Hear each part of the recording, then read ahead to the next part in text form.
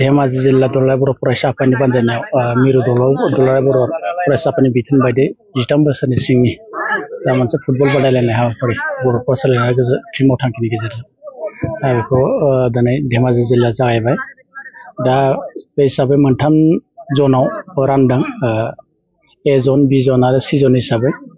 दा 6टा आन्सलिकनि सिङाव जोङो ए जनाव जनाय आरो गेजेर जनाय, बि जनाव सिमोनसापुरि आरो सिलाफोथार आन्सलिक आरो सि जनाव गगामुग आन्सलिक आरो धेमाजि आन्सलिक हिसाबै गेलेहोनाय जादों।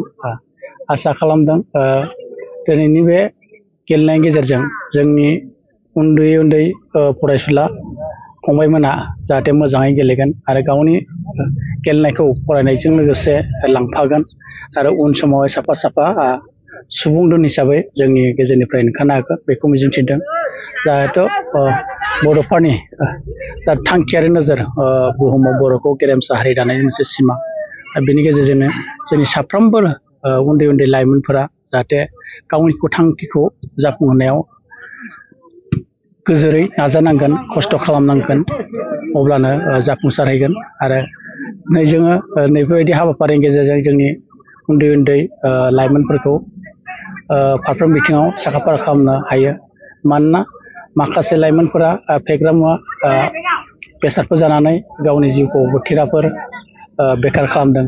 दा जों नैफोरबायदि हाबाफारिजों जुदि नांथाबना थायोबा गावनि सोलोंथाइखौ लानायजों लोगोसे फुटबल गेलेनाय मोनसे हारिमुजों नांथाबना थायोबा निस्सय जोंनि लाइमोनफोरा बेखार जानाय नङा आरो फेग्रा मुवा बेसादनि फारसे जेबो लोब्बा होनाय नङा बेखौ मिजिंथिदों।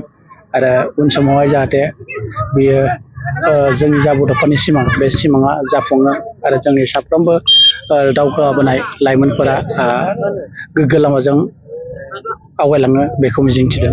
दा बे हिसाबैनो दा जाय टिमा देरहागोन बेनिफ्राय जोङो जिल्ला लेभेलाव गेलेहैनो थाखाय मिरुनि जा मोनसे बादायलायनाय हाबाफारि जागोन बेयाव बाहागो लाहैगोन। मानोना धेमाजि जिल्ला हिसाबै सिगांबो सेमि फाइनालसिम आवगायनो हादोंमोन। निस्सय एबाराव जोङो फाइनाल लेभेलावबो बाहागो लानो हागोन धेमाजि जिल्लानिफ्राय, बेखौ नुहुरदों जोंनि गेलेगिरि बिथांमोननिफ्राय।